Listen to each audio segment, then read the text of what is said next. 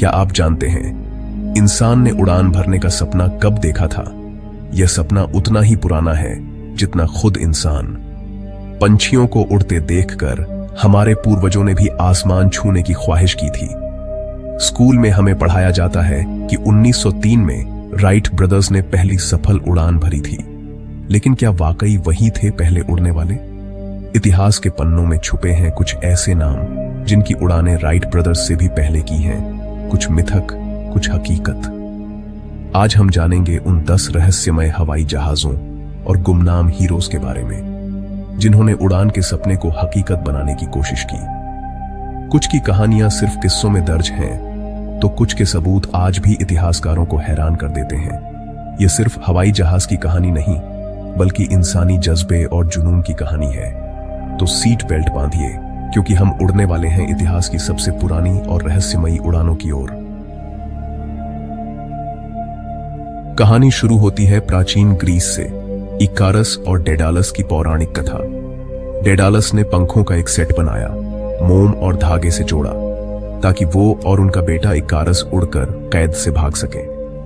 Dedalus ने चेतावनी दी थी, न बहुत ऊपर न बहुत नीचे उड़ना। लेकिन इकारस उड़ान के रोमांच में ऊंचा उड़ गया, सूरज के करीब। मोम पिघला, पंख बिखरे और इकारस समुद्र में गिर गया। यह कहानी सिर्फ एक मिथक नहीं, बल्कि उड़ान के सपने की पहली झलक है। कई इतिहासकार मानते हैं शायद डेडालस जैसे किसी आविष्कारक ने सच में कोई उड़ने वाला उपकरण बनाया हो। इकारस की उड़ान ने आने वाली पीढ़ियों को सोचने पर मजबूर किया, क्या इंसान सच में उड़ सकता है? यह उड़ान की पहली कल्पना थी जिसने आगे चलकर एविएशन की नींव रखी। हर बड़ी खोज की शुरुआत एक सपने से होती है, और इकारस की कहानी उसी सपने की मिसाल है। अब चलते हैं 9वीं सदी के स्पेन, जहां अब्बास इब्न फिरनास नाम के बहुमुखी आविष्कारक ने उड़ान का सपना देखा। 875 में 65 साल की उम्र में उन्होंने रेशम और गिद्ध के पंखों से एक उड़ने वाला सूट बनाया और कॉर्डोबा की पहाड़ी से छलांग लगाई। भीड़ के सामने इब्न फिरनास हवा में तैरने लगे, लगभग 10 मिनट तक। यह मानव इतिहास की पहली रिकॉर्डेड आंशिक रूप से सफल उड़ान थी, राइट ब्रदर्स से करीब 1000 साल पहले। लैंडिंग में चोट आई क्योंकि उनके डिजाइन में पंछियों जैसी पूंछ नहीं थी। उनकी कोशिश ने साबित किया, सिर्फ पंख नहीं, कंट्रोल और स्टेबिलिटी भी जरूरी है। आज भी उनका नाम चांद के क्रेटर और बगदाद एयरपोर्ट पर दर्ज है, एक सच्चे एविएशन पायनियर के रूप में। 15वीं सदी के लियोनार्डो दा विंची, एक जीनियस जिनका सपना था इंसान को उड़ता देखना। उन्होंने पंछियों की उड़ान का अध्ययन किया और अपनी नोटबुक में ऑर्निथॉप्टर जैसी उड़ने वाली मशीनों के डिजाइन बनाए। दा विंची ने एरियल स्क्रू नामक हेलीकॉप्टर जैसी मशीन का भी कॉन्सेप्ट तैयार किया। उस समय की तकनीक और हल्के मटेरियल की कमी के कारण ये डिजाइन कभी हकीकत नहीं बन सके।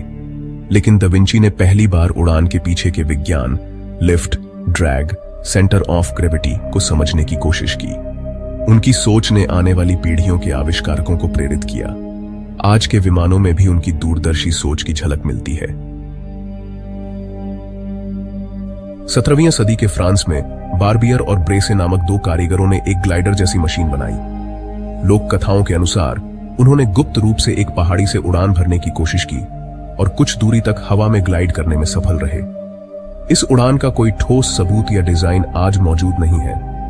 इतिहासकारों में बहस है, क्या यह सच था या सिर्फ एक कहानी? उस दौर में उड़ने की कोशिश को जादू टोना या ईश्वर की इच्छा के विरुद्ध माना जाता था, इसलिए शायद इसे छुपाया गया। यह कहानी बताती है कि कई गुमनाम नायक रहे जिनकी कोशिशें इतिहास में दर्ज नहीं हो सकीं। बार्बियर और ब्रेसे की उड़ान एविएशन के अनसुने नायकों को एक श्रद्धांजलि है। 19वीं सदी में इंग्लैंड के सर जॉर्ज केली ने उड़ान के विज्ञान को बदल दिया। उन्होंने पहली बार वैज्ञानिक रूप से समझाया, लिफ्ट, वेट, थ्रस्ट, ड्रैग, ये 4 बल उड़ान के लिए जरूरी हैं। केली ने फिक्स्ड विंग ग्लाइडर बनाए जो आज के विमानों जैसे दिखते थे। 1804 में उनका पहला मानव रहित ग्लाइडर सफल रहा और बाद में एक बच्चे और कोचमैन को लेकर भी उड़ान भरी। उन्होंने दिखाया कि पंख फड़फड़ाना जरूरी नहीं, हवा का प्रवाह ही लिफ्ट पैदा करता है। इंजन न होने के बावजूद उनके सिद्धांतों ने आगे के पायनियर्स के लिए रास्ता तैयार किया। सर जॉर्ज केली को सही मायनों में आधुनिक एविएशन का जनक कहा जाता है। फ्रांस के जीन मैरी लब्रिस ने समुद्री पंछियों से प्रेरित होकर कृत्रिम अल्बाट्रॉस नामक ग्लाइडर बनाया। उन्होंने पंखों के एंगल ऑफ अटैक को नियंत्रित करने का सिस्टम जोड़ा। एक बड़ी खोज। 1856 में घोड़े से खींची गाड़ी की मदद से उनका ग्लाइडर हवा में 100 मीटर तक उठा और 200 मीटर तक ग्लाइड किया। टेक ऑफ के लिए बाहरी शक्ति का इस्तेमाल बाद में कैटापुल्ट लॉन्च सिस्टम की नींव बनी। एक छोटी दुर्घटना भी हुई, लेकिन किसी को गंभीर चोट नहीं आई। आर्थिक तंगी के कारण ले ब्रिस आगे नहीं बढ़ सके, लेकिन उनका काम ऐतिहासिक रहा। उन्होंने दिखाया कि कंट्रोल और टेक ऑफ दोनों उड़ान के लिए कितने जरूरी हैं। जर्मनी के ऑटो लिलियंथल द ग्लाइडर किंग ने उड़ान के सपने को हकीकत में बदलने के लिए अपनी जान दांव पर लगा दी। उनका मानना था, पहले ग्लाइडिंग सीखो, फिर इंजन वाली उड़ान की सोचो। उन्होंने 18 से ज्यादा तरह के ग्लाइडर बनाए, मोनोप्लेन, बाइप्लेन और खुद उड़ाए। बर्लिन के पास पहाड़ी से छलांग लगाकर उन्होंने 2000 से ज्यादा सफल उड़ानें भरी, कुछ 250 मीटर तक। लिलियंथल की उड़ानों की तस्वीरें दुनिया भर में छपीं, जिससे आम लोगों में भी उड़ान का उत्साह जगा। उनकी उड़ानों ने राइट ब्रदर्स को भी गहराई से प्रेरित किया। 1896 में एक दुर्घटना में उनकी मृत्यु हो गई, लेकिन उनके आखिरी शब्द थे, बलिदान तो देना ही होगा। लिलियंथल ने उड़ान के लिए जरूरी डेटा और अनुभव दुनिया को दिया। उनका योगदान एविएशन के इतिहास में अमर है। क्या राइट ब्रदर्स से भी पहले किसी ने इंजन चालित उड़ान भरी थी? कई लोग मानते हैं गुस्तावे व्हाइटहेड ने 1901 में ऐसा किया। व्हाइटहेड ने नंबर 22 नामक मोनोप्लेन बनाई, जिसमें हल्का इंजन और चमगादड़ जैसे पंख थे। कहा जाता है उन्होंने कनेक्टिकट में लगभग 800 मीटर की नियंत्रित उड़ान भरी। स्थानीय अखबार और कुछ गवाहों ने इसकी पुष्टि की, लेकिन कोई तस्वीर या ठोस सबूत नहीं मिला। व्हाइटहेड ने खुद कभी अपनी उपलब्धि का प्रचार नहीं किया और वैज्ञानिक संस्थानों ने उनके दावों को गंभीरता से नहीं लिया। राइट ब्रदर्स ने अपने प्रयोगों का व्यवस्थित दस्तावेजीकरण किया, जिससे उन्हें आधिकारिक श्रेय मिला। व्हाइटहेड की कहानी आज भी रहस्य है। शायद वो पहले पायलट थे, लेकिन इतिहास ने उन्हें लगभग भुला दिया। 17 दिसंबर 1903 राइट ब्रदर्स, किटी हॉक और इतिहास की पहली आधिकारिक इंजन चालित नियंत्रित उड़ान। उन्होंने राइट फ्लायर 1 बनाया, जिसमें विंग वार्पिंग तकनीक से तीनों एक्सिस पर कंट्रोल संभव हुआ। खुद का हल्का इंजन और नया प्रोपेलर डिजाइन सैकड़ों टेस्ट और वैज्ञानिक अप्रोच का नतीजा था। पहली उड़ान 12 सेकंड 120 फीट, छोटी दूरी लेकिन बड़ी उपलब्धि। उसी दिन 3 और उड़ानें भरी। सबसे लंबी 49 सेकंड 852 फीट। पहली उड़ान की प्रतिष्ठित तस्वीर भी ली गई। राइट ब्रदर्स की सफलता ने साबित कर दिया, अब इंसान के लिए आसमान की कोई सीमा नहीं। राइट ब्रदर्स की उड़ान के बाद यूरोप में अल्बर्टो सांतोस ड्यूमोंट ने पेरिस में पहली सार्वजनिक इंजन चालित उड़ान भरी।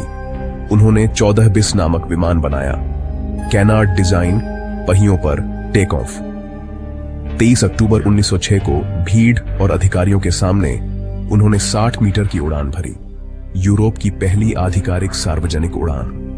बाद में 220 मीटर की उड़ान भरकर वर्ल्ड रिकॉर्ड बनाया।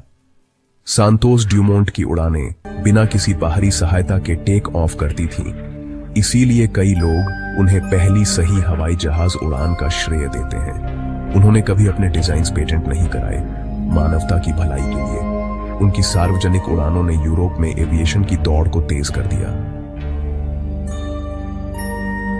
तो दोस्तों, उड़ान की यह कहानी सिर्फ राइट ब्रदर्स की नहीं, ये इकारस, इबन फिरनास, लिलियंथल, सांतोस ड्यूमोंट और अनगिनत गुमनाम नायकों की भी है। हर असफलता ने अगली पीढ़ी को नया सबक दिया। हर छोटी सफलता ने सपने को जिंदा रखा।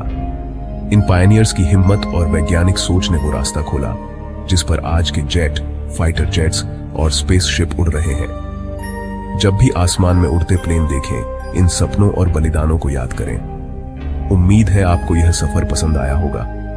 अगर हां, तो वीडियो को लाइक और शेयर करें। कमेंट में बताएं आपको सबसे प्रेरणादायक कहानी कौन सी लगी। चैनल को सब्सक्राइब करें क्योंकि इतिहास की उड़ान अभी बाकी है।